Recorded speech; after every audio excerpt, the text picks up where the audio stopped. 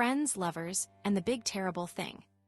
This video is based on key insights from the book Friends, Lovers, and the Big Terrible Thing by Matthew Perry. Introduction. Matthew Perry begins his story not with his birth, but with a startling declaration: he should be dead. He frames his narrative as a message from beyond, immediately establishing a tone of gravity and hinting at the extreme struggles he's overcome. Perry quickly plunges into a description of agonizing pain, a physical torment so intense it transcends ordinary suffering. He emphasizes the sheer, overwhelming nature of it, comparing it to the worst pain imaginable, even exceeding the pain of childbirth, but without the hopeful outcome of a new life. This pain is intertwined with a 10-day period of complete physical shutdown, a blockage that adds to the horror and desperation. Perry's writing style is raw and unflinching, using strong language to convey the intensity of his experience. He doesn't shy away from graphic details, like describing his screaming and comparing the sounds to the horrifying cries of animals being hunted. This vivid imagery serves to shock the reader and underscore the severity of his situation. He even introduces the idea of hell, stating it exists and that he has been there, further emphasizing the depth of his suffering. This isn't just physical pain, it's a descent into a personal hell. The narrative then shifts to the context of his life leading up to this crisis, a long history of addiction and recovery. Perry reveals he spent half his life in treatment centers and sober living houses, acknowledging the irony of still struggling at age 49 despite years of effort. He's become an expert on addiction, ironically, through constant experience, but recognizes that knowledge alone isn't enough to achieve sobriety. He describes a desperate cycle of trying to stay alive by becoming a professional patient, a heartbreaking admission of his dependence on external help.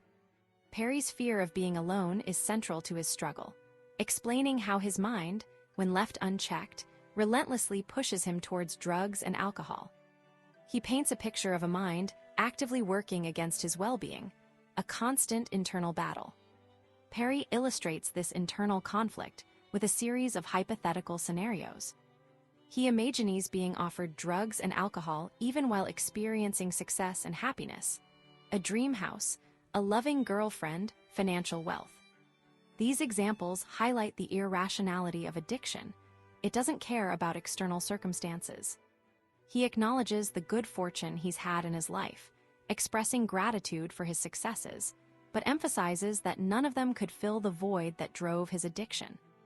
He even admits he would repeat past mistakes, suggesting a deep-seated self-destructive tendency. This honesty is a key element of his storytelling. The story then focuses on the immediate events leading up to his hospitalization. Perry was living in a sober living house with his assistant and friend, Aaron, a relationship he values for its platonic nature and the companionship it provides. He describes his insomnia and the unsettling effect of watching prison documentaries while withdrawing from Xanax, leading to a delusional state. He sarcastically recounts a nurse's suggestion of an Epsom salt bath as a remedy for his excruciating pain, highlighting the inadequacy of simple solutions for a complex problem. The turning point comes when Aaron recognizes the severity of his condition and insists on taking him to the hospital. Perry details the resistance he encounters from the sober living house staff, who accuse him of drug-seeking behavior.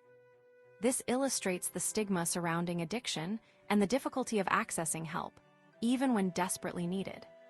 The scene is dramatic, with Perry and Aaron literally pushing past counselors and driving away, even mounting a curb in their haste. This desperate escape underscores the life-or-death nature of his situation. Perry's narrative shifts to a more detached, biographical tone as he describes his medical crisis. He explains that his colon exploded, leading to a coma, pneumonia, and a series of life-threatening complications. He relies on information relayed to him by others, acknowledging his own lack of memory during this period. The description of the medical interventions, the ECMO machine, the search for a fistula is matter of fact, yet conveys the gravity of his condition. He reveals that doctors gave him a 2% chance of survival, a chilling statistic that emphasizes the precariousness of his situation. The author highlights the unwavering support of his family and friends, who remained by his side throughout his ordeal. He describes candlelight vigils and prayer circles, emphasizing the power of love and connection in the face of adversity. Perry's eventual awakening from the coma is presented as a moment of confusion and disbelief. He recounts his mother's blunt announcement that his colon had exploded, followed by his own detached reaction. Perry concludes by acknowledging the long and arduous road to recovery, including multiple surgeries and months of hospitalization. He expresses gratitude for the care he received and hints at the possibility of a future surgery to reverse the colostomy bag. He ends on a slightly ironic note, declaring himself Batman, a playful attempt to reclaim agency and perhaps mask the lingering trauma of his experience. Throughout the chapter, Perry's voice is honest, vulnerable, and darkly humorous, offering a compelling glimpse into his battle with addiction and his remarkable survival. Chapter 1: The View. Matthew Perry begins his story by acknowledging the unbelievable nature of his survival, a survival that defied all odds given the severity of his medical crisis. He sets the scene, describing a comfortable present life in Los Angeles, a life seemingly built on success. A beautiful home, art collecting, screenwriting, and the simple pleasures of Diet Coke and cigarettes. However, this peaceful exterior masks a deep internal struggle, a constant questioning of why he was spared when so many others weren't. Perry recognizes gratitude as a natural response to his miraculous recovery, but it's overshadowed by a nagging sense of unworthiness and a fear of losing the connections he's made.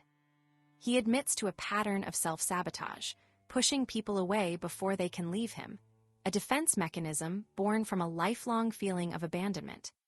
Perry's narrative then travels back to his earliest memories, specifically a pivotal moment at age 5, being sent on a plane alone from Montreal to Los Angeles to visit his father. This experience, common for children at the time, felt terrifying and isolating to young Matthew. He reflects on the irony of receiving special treatment as an unaccompanied minor, perks like early boarding and snacks, while simultaneously feeling utterly alone and vulnerable. This early experience establishes a core theme in Perry's life, a longing for safety and connection juxtaposed with a deep-seated fear of being left behind. He connects this feeling to his later success, noting the strange reality of his survival shocking others, yet being entirely expected by himself. The author details his parents' meeting, a seemingly idyllic romance between a beauty queen and a musician at a snowstorm-delayed event in Canada. However, this perfect beginning foreshadows a fractured family life. Perry's birth was followed by his parents' separation, and his subsequent upbringing was marked by instability and a sense of being unwanted. He points to a controversial early medical intervention, being given barbiturates as an infant to stop his crying, as a potential root of his later struggles with addiction. While he doesn't blame his parents, he recognizes the lasting impact of this early exposure to medication and the message it sent. That discomfort could be silenced with a pill. Perry's childhood was characterized by frequent moves and a mother working tirelessly to build a career, often leaving him feeling neglected. He developed a pattern of seeking attention and making people laugh, a coping mechanism to soothe his mother and mask his own pain. He excelled in school and sports, particularly tennis, but even success couldn't fill the void left by his absent father. The author describes a constant yearning for his father's presence and a desperate hope for family reconciliation. He reveals a pattern of self-destructive behavior, including stealing, smoking, and fighting, as a way to cope with his emotional turmoil. The narrative shifts to Perry's first experience with alcohol at age 14, a moment he describes as transformative. He found a temporary escape from his anxieties and insecurities, a sense of peace he had never known before. This initial experience planted the seed for a lifelong battle with addiction. Perry explains his predisposition to addiction, linking it to a lack of spiritual guidance and an inability to find joy in anything other than the pursuit of excitement. He describes a condition called anhedonia, the inability to feel pleasure, and how it drove him to constantly seek stimulation, ultimately leading him down a dangerous path. The chapter concludes with Perry's decision to move to Los Angeles to live with his father, a decision driven by a desperate need for connection and a hope for a better future, but one that also fractured his relationship with his mother and left him feeling even more lost and alone. Chapter 2: Another Generation Shot to Hell. Matthew Perry begins his story arriving in Los Angeles in 1984, a 15-year-old Canadian boy following his actor father to Hollywood. The excitement of the Olympics happening around him feels distant, as Perry is focused on a much more personal journey, escaping a feeling of inadequacy and hoping a change of scenery will fix what he perceives as a fundamental flaw: his inability to have normal sexual experiences. This isn't presented as simple teenage awkwardness, but as a deep-seated fear and shame that drives much of his early behavior. Perry reveals a childhood marked by a somewhat unstable family dynamic, with a loving but overprotective stepfather, Keith, who consistently sided with his mother, leaving Perry feeling unheard and unimportant. This early experience with feeling powerless and unseen sets a pattern for his later struggles with control and self-worth. The author quickly establishes a pattern of using alcohol to cope with anxiety, starting with a failed attempt at intimacy back in Canada. He drank to calm his nerves before a date, but it backfired, reinforcing his belief that he was fundamentally broken. This becomes a core issue for Perry, the idea that he is somehow congenitally impotent, not just physically, but as a person. He believes moving to Los Angeles, a geographic, will magically solve this problem, a belief that highlights his tendency to seek external solutions for internal issues. Perry's initial ambition is to follow in his father's footsteps as an actor, but his athletic pursuits, specifically tennis, quickly fall flat. He realizes he's simply not good enough to compete at the high level in Southern California, a humbling experience that pushes him further towards acting as his primary goal. Despite the setback with tennis, Perry finds himself drawn to the energy of Los Angeles. He loves the possibilities and the chance to start over. He quickly recognizes the allure of fame, believing it will be the answer to all his problems. He observes the celebrities around him and assumes they are free from the struggles he faces. This is where Perry's journey takes a darker turn. He begins to rely more heavily on alcohol, initially as a way to manage his anxiety and self-doubt, but it quickly escalates. He recounts a pivotal moment, a drunken walk after a small taste of vodka, where he experiences a sudden, overwhelming existential crisis, questioning the meaning of life and his place in the world. This moment marks a significant shift, opening up a chasm within him and solidifying his reliance on alcohol as a way to numb the pain. Perry's early acting successes, like landing a role in Charles in Charge, provide a temporary boost, but they don't address the underlying issues. He describes using humor and charm as a way to gain attention and validation, a pattern learned in childhood as a means of feeling safe and cared for. He finds himself surrounded by admiring girls, but his insecurities remain. The story of his relationship with Trisha Fisher is particularly revealing. His fear of intimacy and his belief in his own inadequacy lead him to confess his sexual struggles, and ultimately to a breakthrough moment with her help. However, even this positive experience is overshadowed by his lingering anxieties and his tendency to self-sabotage. The author reflects on his father's seemingly effortless ability to drink socially, contrasting it with his own escalating dependence. Perry acknowledges a genetic predisposition to addiction, but also recognizes his own unique vulnerabilities. He describes alcohol as another drug, one that doesn't cause immediate harm like it does for others, but is nonetheless insidious. The chapter concludes with Perry's realization that fame isn't a cure-all, and his continued struggle with internal demons. He acknowledges the complex relationship with his father, recognizing both the positive influence and the potential for harmful patterns. Perry's story is a raw and honest account of a young man searching for identity, acceptance, and a way to escape the pain of his past. A search that ultimately leads him down a dangerous path of addiction. Chapter 3: Baggage. Matthew Perry's story begins with a childhood dream, a longing for something more that he couldn't quite name. Even as a young boy, he felt a hole inside, a feeling he believed fame would fill. This desire drove him from a young age, shaping his choices and relationships.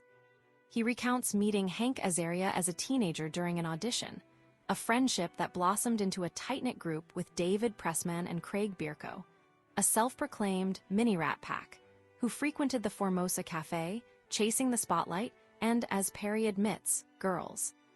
This early pursuit of fame wasn't just about recognition. It was a desperate attempt to quiet the emptiness he felt within. Perry's path to acting wasn't a straight line. He landed small roles, like a part on Beverly Hills, 90,210, and even a starring role in a short-lived show called Second Chance.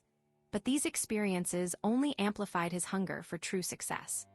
He describes a constant cycle of auditions, lunches with friends, and a growing reliance on alcohol to cope with the uncertainty and loneliness. The author reveals that his drinking wasn't just social. It was a secret, a way to numb the pain and fill the void he felt, even when surrounded by people. He excelled academically, while drinking, earning a 4 GPA, a detail that highlights the insidious nature of his developing addiction. A pivotal moment occurred during a magic show with his girlfriend, Gaby. Perry realized he wasn't simply enjoying a drink.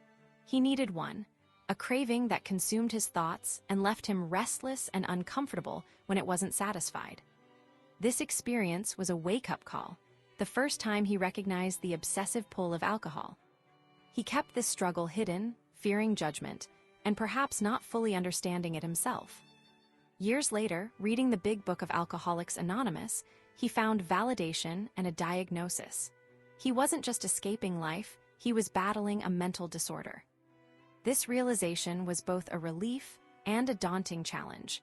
Acknowledging his alcoholism meant facing a lifelong commitment to sobriety.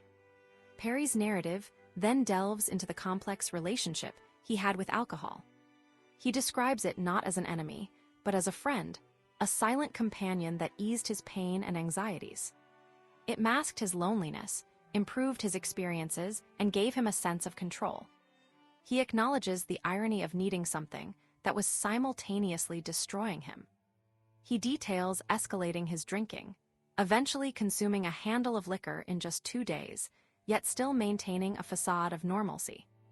This period illustrates the deceptive nature of addiction, how it can coexist with outward success and social life. The author's pursuit of fame continued alongside his struggle with alcohol. He recounts his experiences on the set of Sydney, where he developed a crush on his co-star, Valerie Bertinelli, and the complicated dynamics that arose from her marriage to Eddie Van Halen. This episode highlights Perry's pattern of being drawn to unavailable women, a behavior he later connects to his relationship with his mother.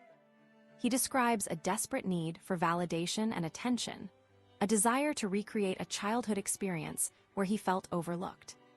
The failed romance with Bertinelli and the subsequent disappointment only fueled his reliance on alcohol. Perry's story takes a dramatic turn when he's offered a role in LAX 2194, a show he immediately recognizes as terrible. Ironically, this seemingly disastrous opportunity becomes the key to landing his dream role. While committed to the futuristic baggage handler series, he's unavailable for other auditions, including one for a new show called Friends Like Us.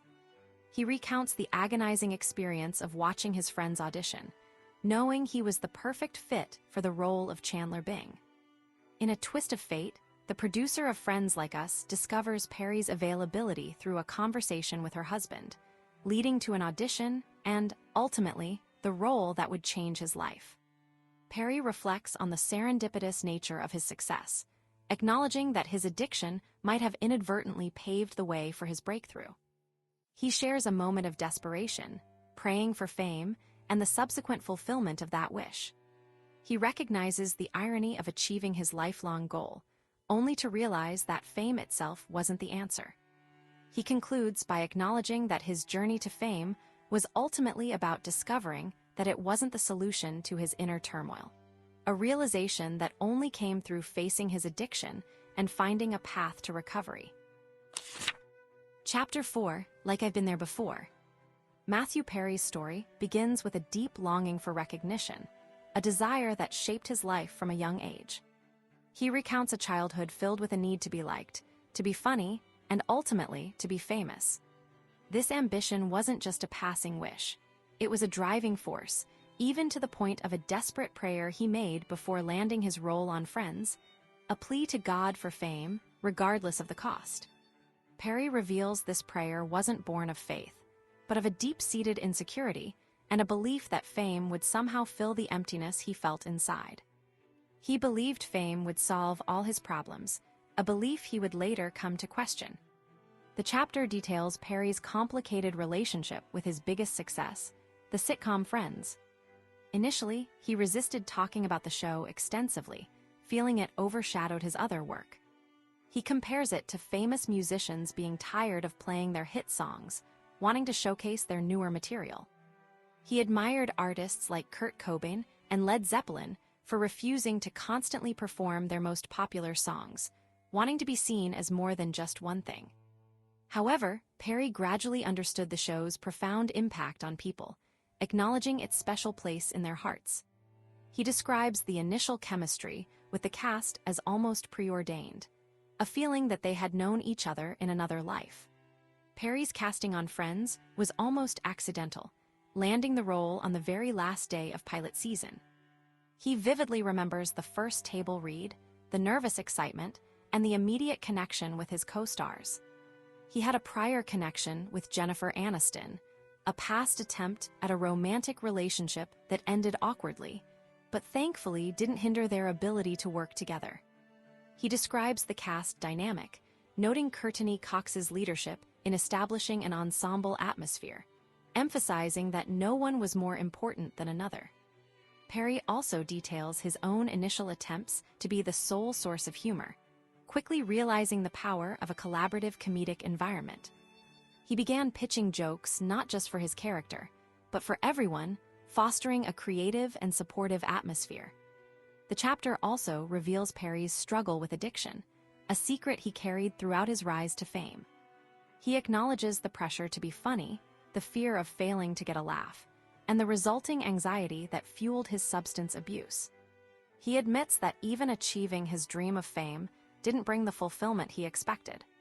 He reflects on a conversation with a former friend, Craig Bierko, who had turned down the role of Chandler, and Perry's realization that fame hadn't solved his internal struggles. He confesses a willingness to trade his success for peace of mind, highlighting the destructive nature of his addiction. Perry's story is a cautionary tale about the dark side of fame.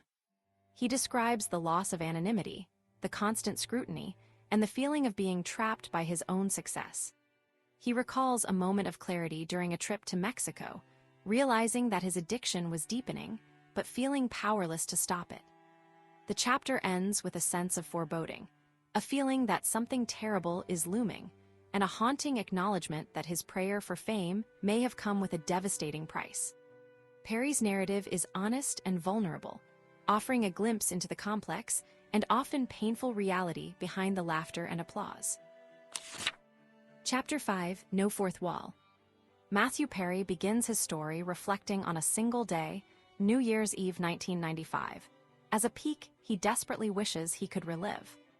This sets the stage for a deeply personal account of his rise to fame and the struggles that followed. He describes a time when everything felt possible, fueled by the success of Friends and a whirlwind romance with Julia Roberts. Perry's early ambition is clear. He wasn't just enjoying success, he was expecting it. He details a courtship with Roberts conducted through faxes, a charmingly old-fashioned detail that highlights the unique circumstances of their celebrity. This period represents the fulfillment of childhood dreams, a validation of his talent, and a taste of the spotlight he craved.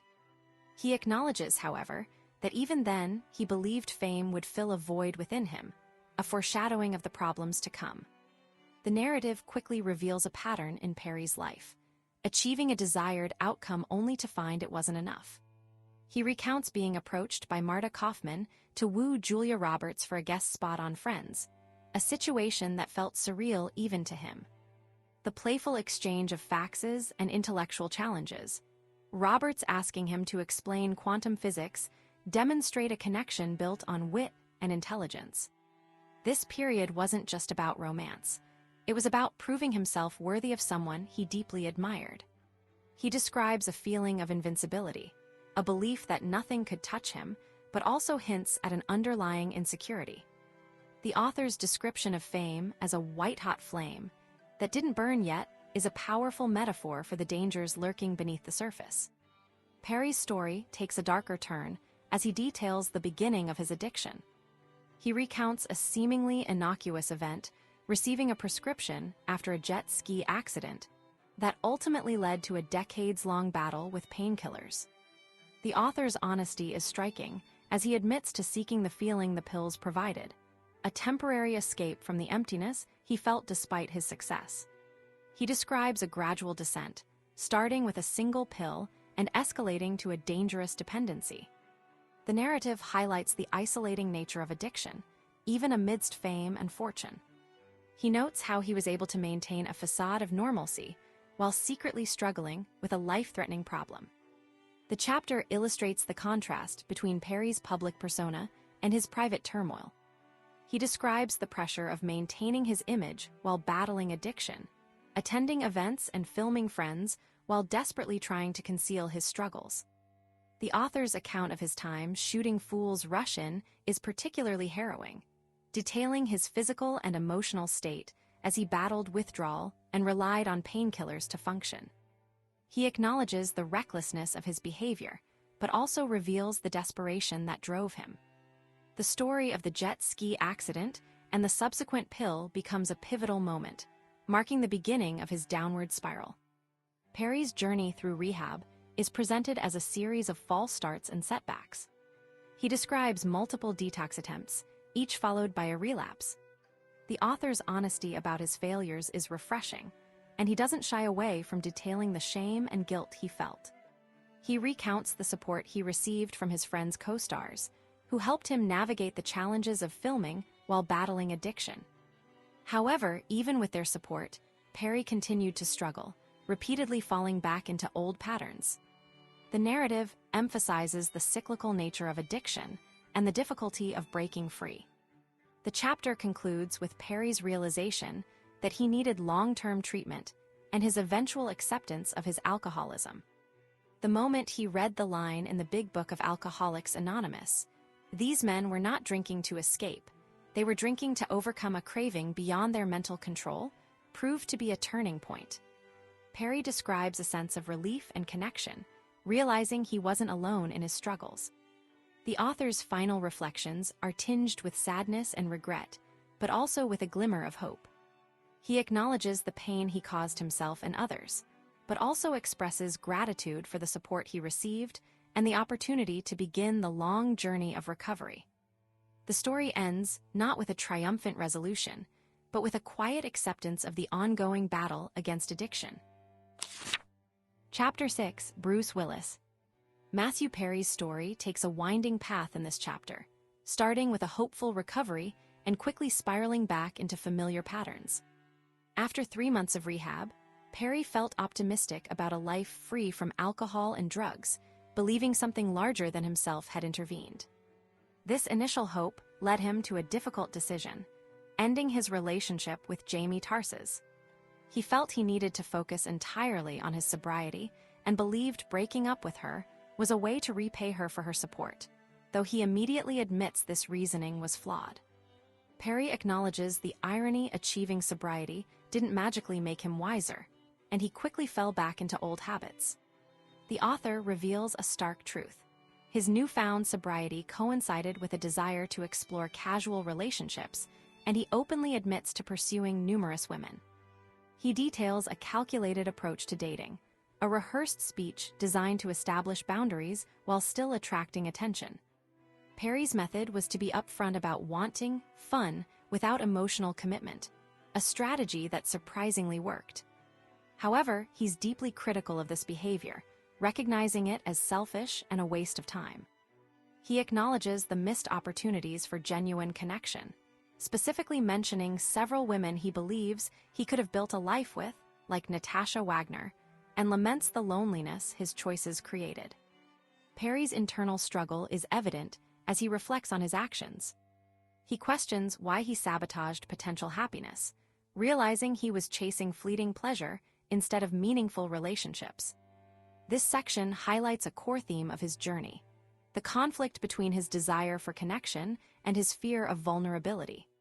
He describes sobriety as a precarious state, easily disrupted by anything that happens, hinting at the underlying fragility of his recovery. He continued to work on friends and help other alcoholics, but the pull of addiction remained strong. The narrative shifts to his experience filming The Whole 9 Yards with Bruce Willis. While the opportunity seemed like a breakthrough in his movie career, Perry's addiction continued to escalate. He relied on Xanax to manage his drinking and maintain functionality, a dangerous combination he knowingly embraced. Despite the professional success of the film, he was spiraling out of control, isolating himself and prioritizing substance abuse over his well-being. Perry's honesty about his relapse is striking. He doesn't shy away from detailing the destructive cycle of addiction and the lengths he went to maintain it. Perry's relationship with Bruce Willis provides a glimpse into the allure and dangers of Hollywood. He admired Willis's ability to balance a party lifestyle with professional success, but failed to recognize that Willis didn't share his struggle with addiction. The author's realization that he lacked Willis's on-off button underscores the unique challenges he faced. The success of The Whole 9 Yards felt hollow amidst his personal turmoil, and the sequel, The Whole 10 Yards, marked a further decline.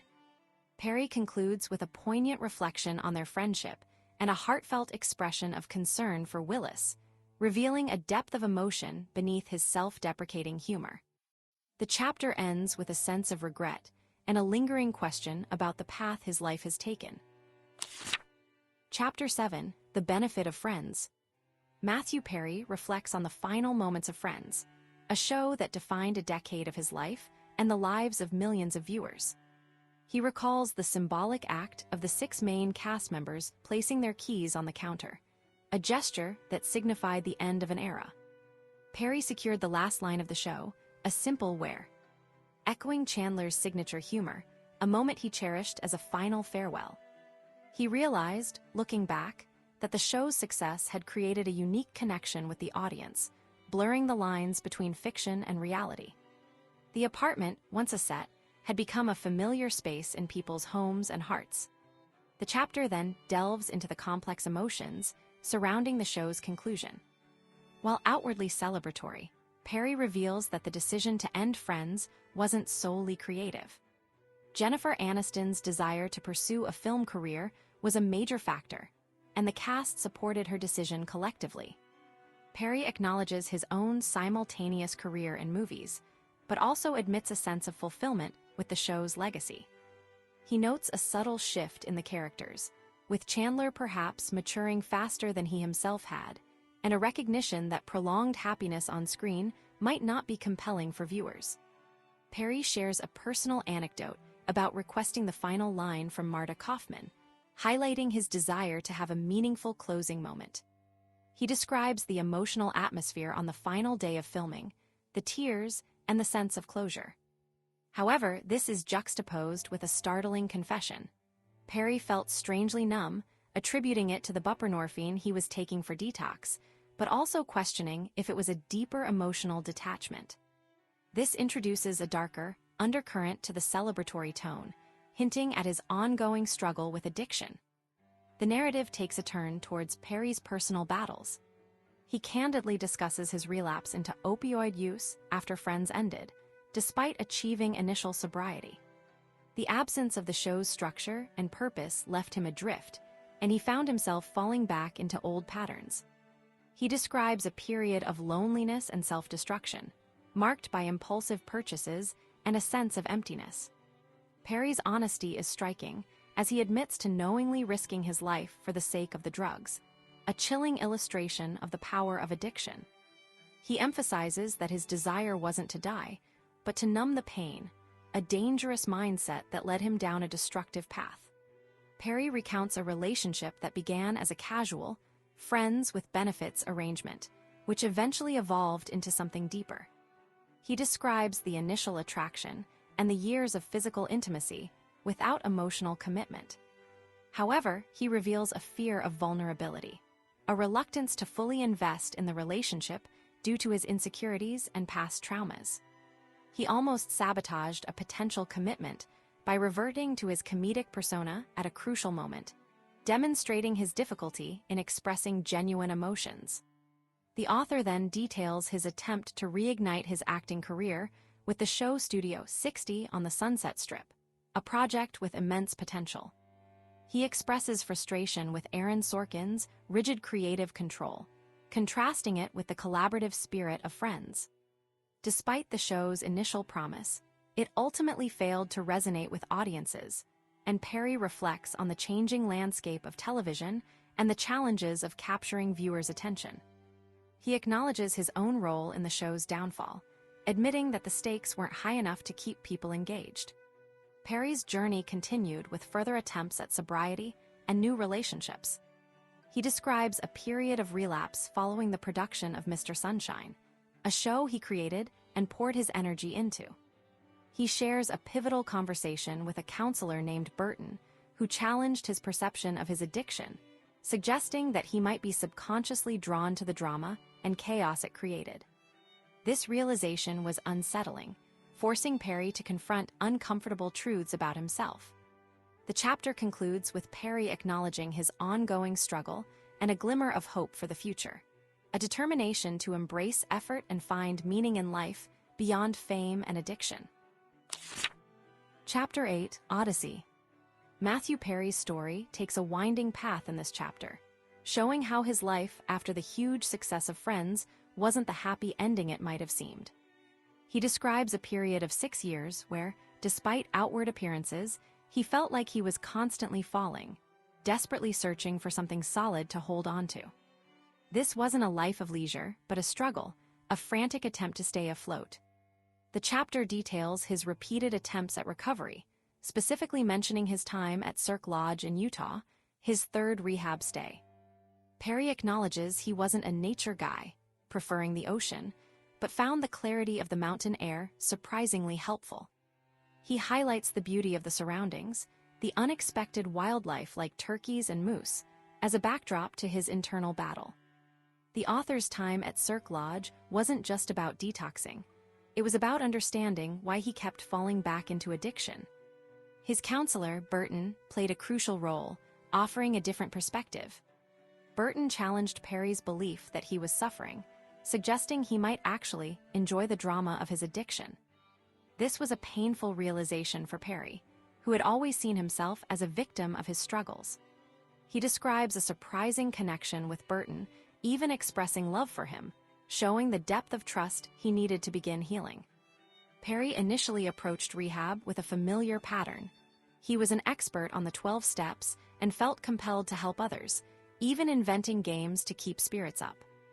This desire to fix others, he realizes, was a way to avoid facing his own deep-seated issues.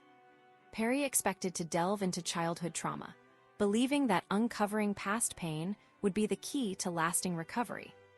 However, Burton steered him in a different direction, forcing him to confront the possibility that he was clinging to the chaos of addiction. This led to a moment of self-awareness during Family and Friends Week.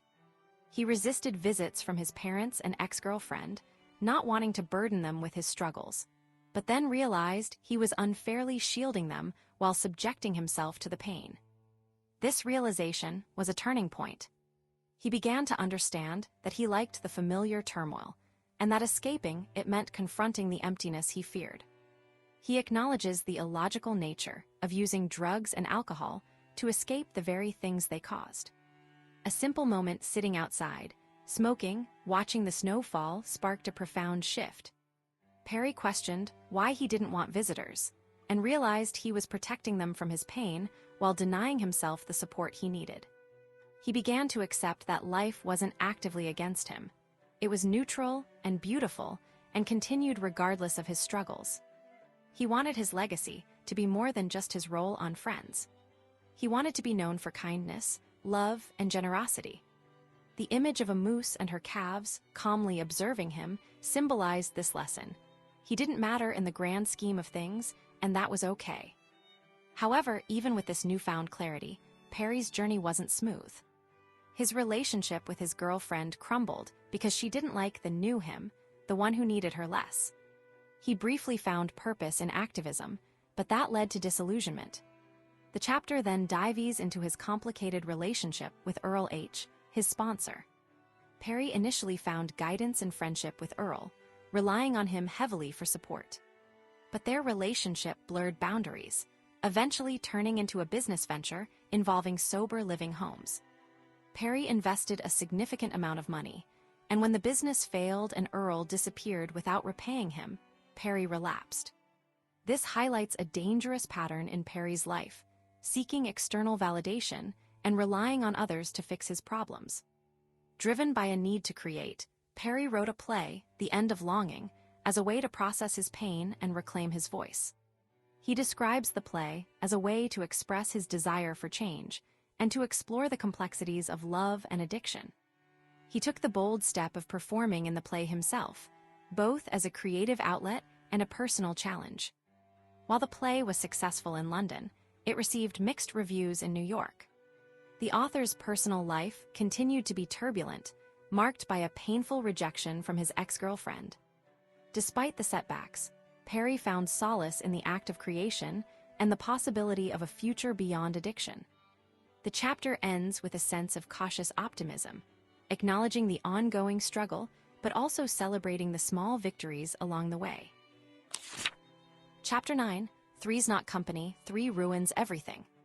Matthew Perry begins by reflecting on the profound impact he has on others when he helps people overcome their struggles with alcohol. For Perry, witnessing someone regain hope and clarity is a deeply spiritual experience, something he equates to a divine light. However, this sense of purpose is often overshadowed by a feeling of frustration and questioning towards a higher power. He feels his own path to sobriety has been exceptionally difficult, leading him to sometimes resent the challenges he's faced. This internal conflict highlights a core theme in Perry's journey: a simultaneous gratitude for his ability to help others and a deep-seated anger at the hardships he's endured. Perry describes sobriety as revealing a bright, illuminating truth, a light he can share with those still battling addiction. He uses vivid imagery, sunlight on water, moonlight, to represent this feeling of connection to something larger than himself, something he identifies as God. He recalls a pivotal moment from his childhood, being a young boy traveling alone and finding a sense of safety and belonging in the lights of Lowe's angels, comparing it to the comfort he now offers others. This suggests a lifelong search for security and a desire to provide that security to others. Perry wrestles with why his recovery has been so much harder than others, questioning the fairness of his struggles and the purpose behind his suffering. Yet he finds solace in the act of helping others, describing it as a cleansing experience, like standing under a waterfall. The author acknowledges he is far from perfect, but emphasizes that surviving a near-death experience should bring gratitude. Instead, he feels anger and confusion, haunted by the question of why he was spared when others weren't. He finds a partial answer in his extensive work in AA and his dedication to helping others achieve sobriety. This work gives him purpose and a sense of connection to the golden light he describes. However, Perry still yearns for a deeper understanding of his purpose, echoing the famous question posed in a Woody Allen film. He remains a seeker, constantly searching for meaning and direction. The narrative shifts to Perry's romantic life, which he admits has been filled with mistakes. He describes himself as a passionate romantic who longed for a lasting connection. As he entered his 40s, his priorities changed. He wanted a partner and a family. His childhood experiences with his younger siblings fostered a love for children and a desire to create a family of his own. He recounts meeting Laura through a friend at a Dodgers game, initially captivated by her personality and wit. Despite his attempts to charm her, she remained unimpressed. Perry's internal monologue reveals his self-deprecating humor and his willingness to accept rejection. Their paths crossed again at a ping-pong game, where Perry's competitive spirit and quick wit finally caught Laura's attention. He describes her as energetic and funny, a stand-up comedian and TV writer who matched his intellect and humor. Their relationship developed slowly, but deeply, and Perry felt a growing sense of hope. However, Perry's story takes a complicated turn with the introduction of Rome, a captivating woman he met at an AA meeting. He was instantly drawn to her, feeling an intense connection that threatened his budding relationship with Laura. Perry makes a confession. He began dating both women simultaneously, a decision he acknowledges was wrong but justified to himself by not having explicitly committed to either woman. Perry admits to falling in love with both Laura and Rome, a situation he describes as amazing and crazy-making. He eventually chose Laura, believing she offered the stability and comfort he craved. However, his fear of intimacy and his underlying belief that he wasn't enough led him to relapse into drug use, hoping to numb his anxieties and maintain the relationship. This relapse spiraled out of control, leading to a breakup with Laura and another stint in rehab. Perry recognizes this pattern of self-sabotage, acknowledging that his fear of vulnerability ultimately destroyed both relationships. The story reaches a dramatic climax when Perry, desperate to win Laura back while in the throes of withdrawal, unexpectedly encounters Rome at Laura's house.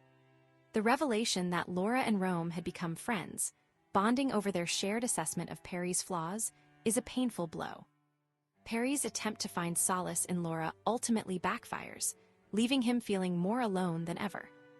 He retreats to a recovery center, battling intense suicidal thoughts as he attempts to detox from Suboxone. Perry's narrative is brutally honest, detailing his struggles with addiction, his flawed decision-making, and his profound sense of isolation. Years later, Perry has made amends with both Laura and Rome, and they have formed an unlikely friendship. He reflects on a dinner with both couples, a moment of peace and acceptance.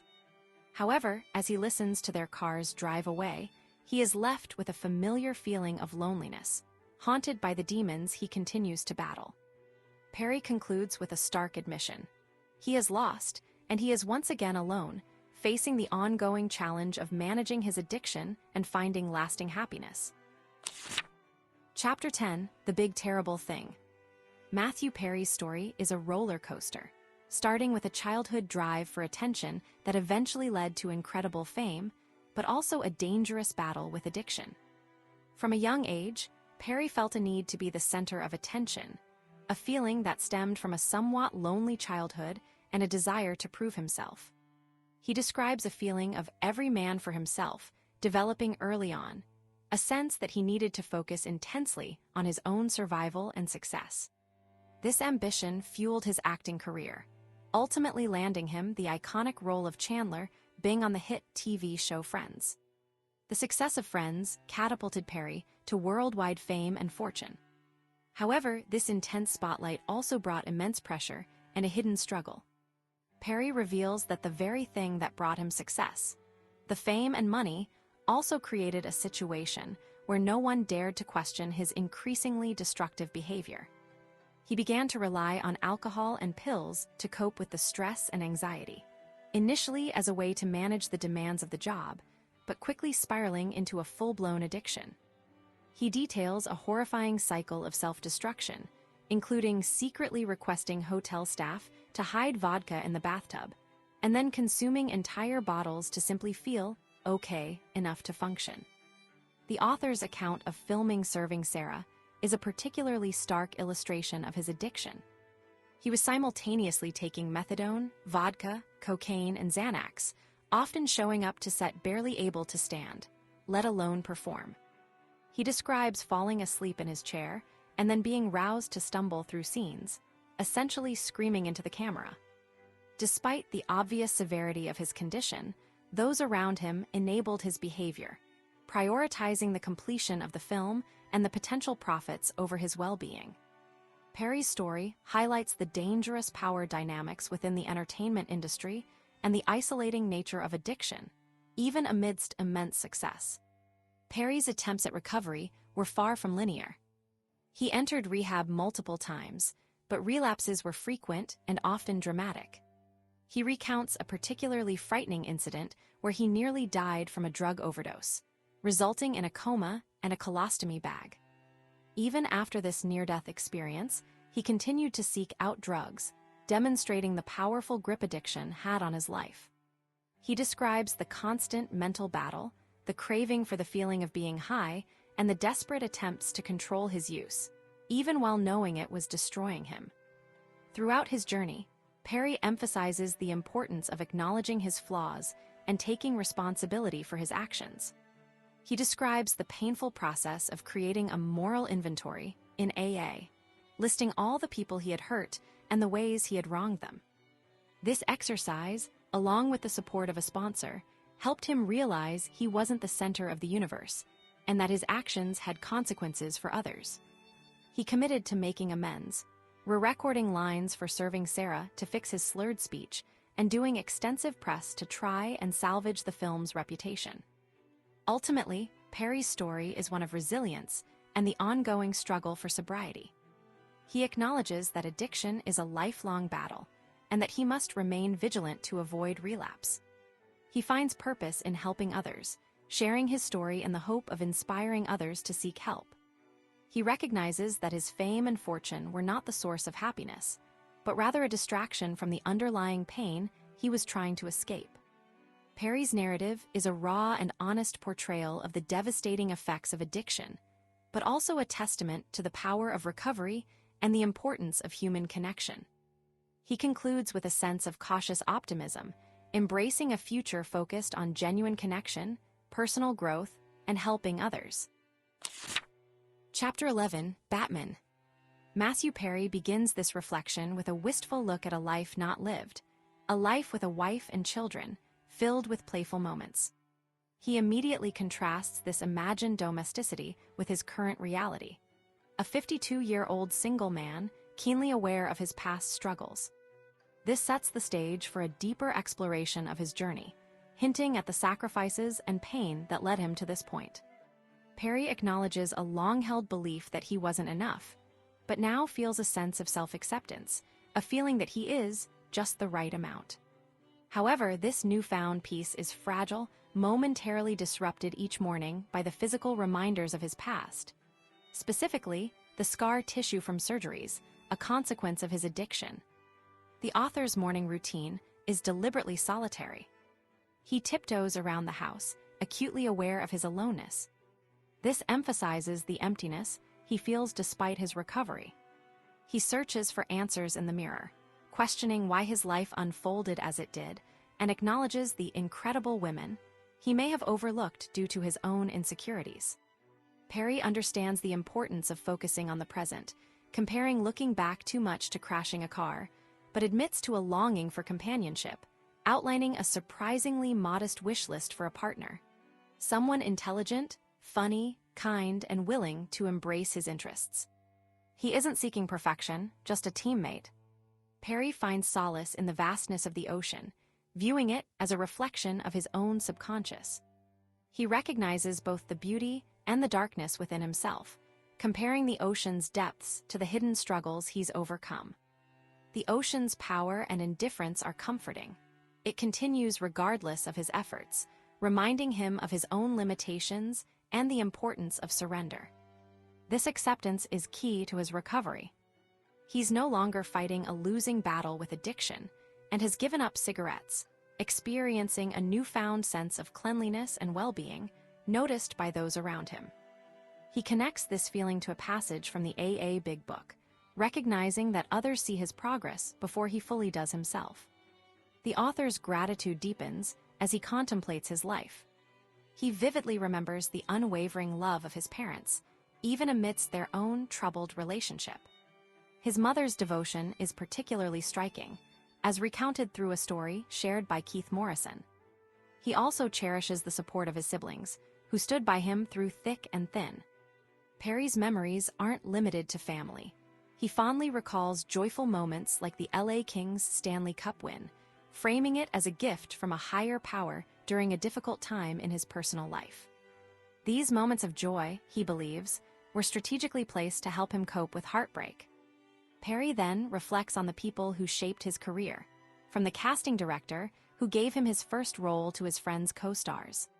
He emphasizes the importance of taking opportunities, as one thing can lead to another. He expresses deep gratitude for his friends' castmates, acknowledging their loyalty and the incredible success they achieved together. He recalls being overwhelmed with emotion at the reunion, realizing how much he valued their bond. He also acknowledges the countless others, crew members, producers, writers, and fans, who contributed to his journey. He is thankful for the sponsors, doctors, and companions who helped him navigate his recovery. He finds himself contemplating his worth, quietly acknowledging that he might not be so bad after all. This leads to a connection with his friend Aaron, a constant source of support who seems to understand him without needing explanation. Aaron represents the stability and love he craves.